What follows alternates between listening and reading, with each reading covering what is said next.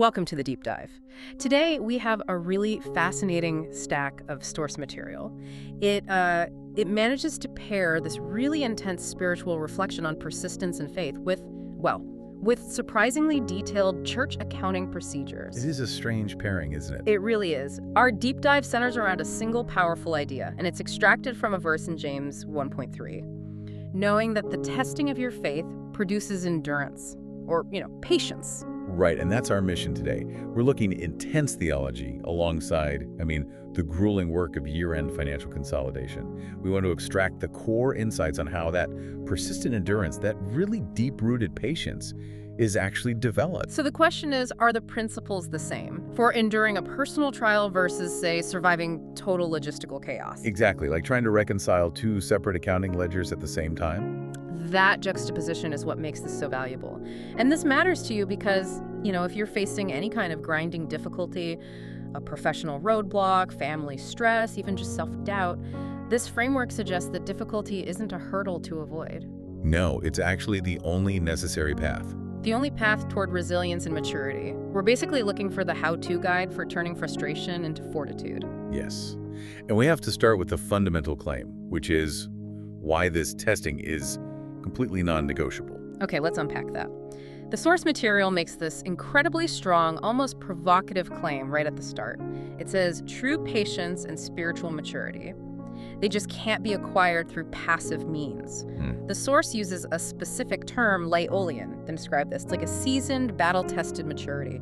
Think of strong, well-worn leather. And that contrast is so key. Yeah. They're very explicit about it. You can't gain laolian just by reading self-help books or listening to a bunch of sermons. Not even through prayer alone, it says. Not even through prayer alone. Any kind of passive consumption or even just waiting for it to happen, it fails to produce this very specific quality of endurance. I think a lot of us operate under the assumption that growth should be gentle.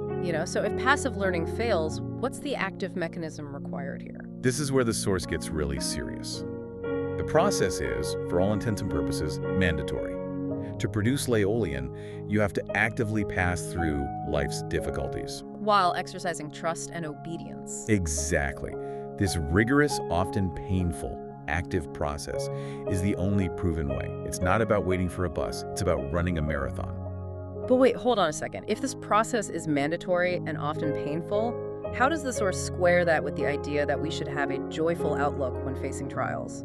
That sounds a little like spiritual bypassing. It's an excellent question, and the source does clarify. The joy isn't from enjoying the suffering itself. That's not the point. The joy comes from the certainty of the outcome. Because the test has a known positive purpose to refine you, to mature you. You can view the difficulty not as meaningless trauma, but as a planned development phase. So that knowledge actually changes your emotional response to the pain. It reframes it completely. It's no longer a breakdown, it's a build-up. The build-up, I like that. Precisely. And this framework, it aligns with what we see in the lives of biblical figures like Abraham, Joseph, Moses. Their lives show that trials are part of God's specific plan for refinement. When you understand that there's a plan, you stop looking for a shortcut. Right. You stop trying to find a way around it. Which, I guess, brings us to the dark side of avoidance, because the source then warns about attacking ignorant believers. Yeah. That word ignorant feels preloaded. What do they really mean by that? Yeah, that definition is absolutely crucial. It's not about how many Bible verses you can quote. The source clarifies that while, sure, ignorance can include not knowing doctrine, it's primarily a deeper spiritual state. A state of being unwilling to change. Exactly. An unwillingness to move. And what are the characteristics of that deeper ignorance? The source lays out three. First, it's a lack of a genuine, accurate recognition of who God is. Defining him based on your own comfort, not reality. Okay, good. That makes sense. Second, it's an unwillingness to relinquish control of your own heart. And third, it's constantly defining spiritual success by your own desires instead of what's true. Knowing the truth is, it's useless if your heart is closed to it. And this spiritual stagnation, this is what leads to that powerful analogy the source uses. Holding on to old accounts, or zuhang. Yes. These past weaknesses, sins, hurts, the things we just refuse to let go of. That analogy is so powerful because it turns this abstract spiritual weakness into something almost financial, something you can categorize and ideally throw out. The source calls these zuhang spiritual trash or toxins. Like holding a grudge. Exactly like holding a grudge. That spike of anxiety or bitterness you feel every time you see a person or face a situation connected to that old account, that's the symptom. The account was never truly closed. So the inability to let go, to change, that's what prevents the transformation, even if you publicly say you're a believer. That's the core tension. The source says these toxins block that essential move from the old self to the new self, regardless of salvation.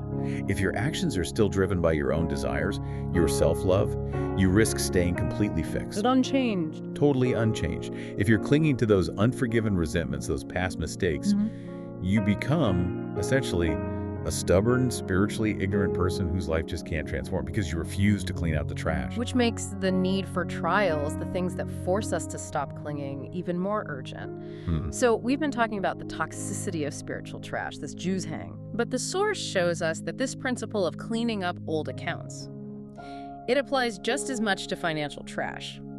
So let's look at this church that found its toughest test wasn't some spiritual crisis.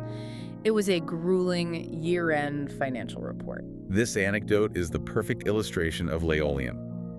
Patience developed through sheer unpleasant difficulty. The challenge was just enormous. The church accountant retired and moved away right as the New Year cycle was starting. End of 2025, moving into 2026. Oh, wow, perfect timing. Awful timing. And it left the leadership team, including the speaker, who had this background in elegant engineering solutions, completely in the dark about messy, regulated church finance. That must have been terrifying. I mean, facing strict compliance requirements with zero expertise on the team. They were thrown into the deep end, absolutely. They had to learn everything step by step, while also managing two completely distinct accounting systems. Two systems. Two. One was mandated by their national body for regulatory reporting, and the other was a separate internal system for a fund account. Doing both while learning basic accounting for the first time. It required just immense endurance. It strikes me that having an engineering background probably made it even more frustrating at first. You're wired for logic, for elegant solutions, not messy ledgers and human error. Exactly. The frustration was astronomical. But the pastor recognized that this difficulty was the test. So he personally took on the burden first and set this clear, persistent 3-year plan. A 3-year plan. A 3-year plan, focused on teaching the untrained financial workers until they could operate independently. And this mirrors the spiritual trial because there was no quick fix. It was a long-term, deliberate process requiring massive persistence and, frankly, faith in the process itself. But their learning method is what really stands out here. They didn't just fix the errors when they found them. No, they didn't. Whenever the ledgers didn't match or an error popped up, they didn't just rush to patch it. What did they do? They stopped. They diagnosed the mistake. And they turned the error into a case file, a JAWN. This meant they focused on discovering the root cause. Was it a user error, a system loophole, a misunderstanding of a new rule? So the methodology mattered more than just getting the numbers to balance. They were diagnosing the disease, not just treating the symptom. Precisely. They analyzed every failure like a student solving a complex math problem. It wasn't about getting the final answer. It was about understanding why the first attempt was wrong and then documenting that lesson. That takes so much more discipline. It takes persistence, humility to admit you were wrong, and the courage to stop, review, and learn. All the qualities needed for true Laolian. And the result of all that endurance was tangible. It was. Through this collective learning, this disciplined JAWN failure analysis, all the complex financial statements and audit materials were completed, and they were done right on the deadline, December 31st. That ability to persist through the unfamiliar and the frightening, that's what forges maturity. Whether it's balancing two ledgers or facing down a personal crisis. The church leadership even said that the whole accounting process felt like God was refining them. It mirrored that spiritual definition of testing. It proved that they needed endurance in those moments when people were teaching them new, difficult things, forcing them to constantly spend their heart and energy on getting it right. So what does this all mean? The spiritual trial of overcoming Jews hang and the logistical trial of conquering JAWN, they share an identical methodology. It's persistence, humility, and detailed learning from failure.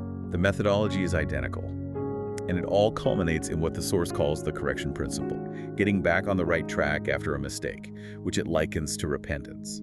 So it's not just about fixing the error. No, the source is explicit. Correcting deep-seated errors, whether there's financial or spiritual, requires so much more than professional skill or experience or just being smart. That's a powerful thought, that fixing a really ingrained error, personal or professional, takes more than technical ability. It requires courage to admit the mistake.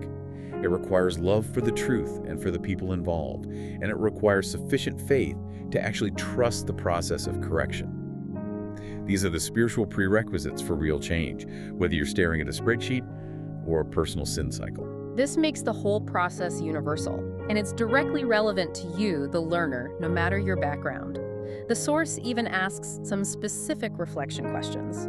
First, how do we develop spiritual strength, and how is it different from an athlete's physical endurance? And based on this material, the answer is clearly through the testing process itself.